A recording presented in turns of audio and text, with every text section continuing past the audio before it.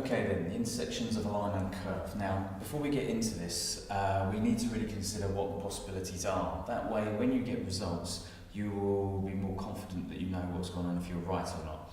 So, standard situation here, y equals x squared. If we had a straight line with this, now you would imagine, first thoughts, there we go, we've got a line that goes straight through it and we get two intersections.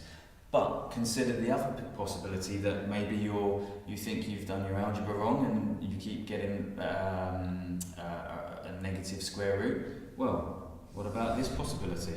There are no connections, so that's something else for you to consider. And then there's another situation where we get what we call a repeated root. So you could get a line that goes through and maybe only touches once. Okay?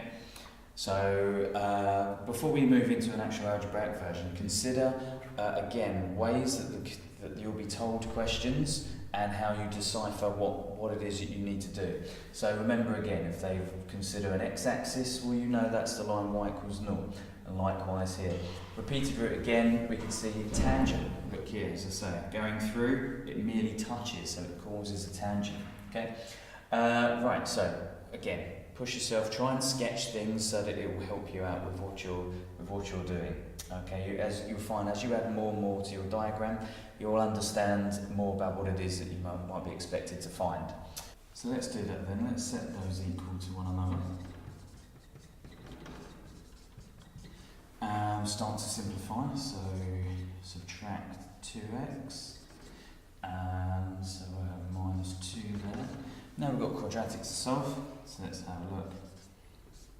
So set up then, we have, in that case then we'll have minus, so it's positive there, so minus 1 and positive 2. Okay, that works out, so we'll get x equals 1 or minus 2. So now coming back to this equation here, so y will equal 2 lots of 1 plus 1. So we're going to get 3. In this setup, we'll get y equals 2 lots of minus 2 plus 1. So we've got minus 4, so minus 3.